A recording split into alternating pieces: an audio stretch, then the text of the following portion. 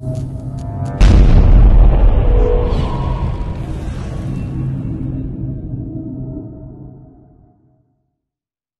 and welcome, my name is Beardy and this is the time the party hostilely took over a blacksmith. In the previous episode, you met the party of 3 who managed to get a small regiment of beings of the short variety. You also heard a peek of the story of one poor blacksmith.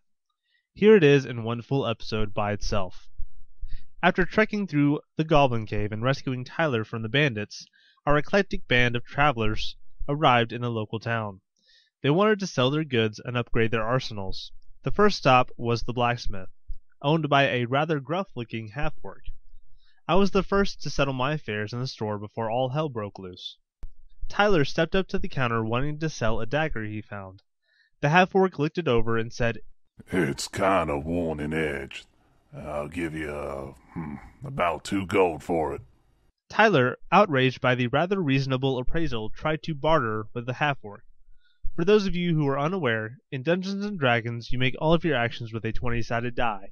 So when Tyler, our chaotic evil bard, rolled to barter with the half-orc, he critically failed with a 1. The half-orc threw 2 gold in Tyler's face and asked him to step back. Tyler was fuming at that point, but Derek managed to calm him down enough to take care of his business before Tyler straight up murdered the blacksmith. While Derek exchanged goods with the blacksmith, a plan started to form in Tyler's mind while he glared insanely at the half-orc behind the counter. "I could take over the store and humiliate this miserable creature, and then I'm gonna make some money off of him as well." Tyler conferred with the rest of the group before taking action. At that point, the half-orc became suspicious and turned to the group and told them, "Son, you best be getting out of my store before I let you meet Susie here." He gestured to what looked like a heirloom great axe. Tyler drew his rapier and jumped on the counter. Derek shot a magic missile at the blacksmith's hand as he went to grab his trusty axe, Susie. I simply walked out the front door and leaned against the front of the building next to Julio and Tiffany.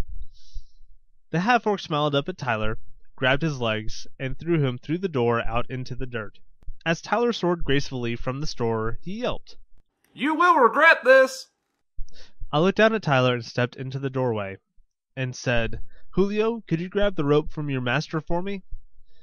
At that point, the half-orc attempted to jump the counter and get at Derek, but didn't roll favorably and landed on his face in front of Derek.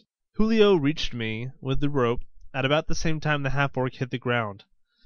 I sprinted in, straddled the half-orc, and adeptly hog-tied the poor blacksmith. At that point, the party negotiated with the blacksmith over ownership of the store and a rather generous cut of the store's proceeds. My name is Beardy. This has been another adventure in D&D, and in the next episode, you guys will find out about Derek's blood-stained shoes. I'll see you in the next video, guys.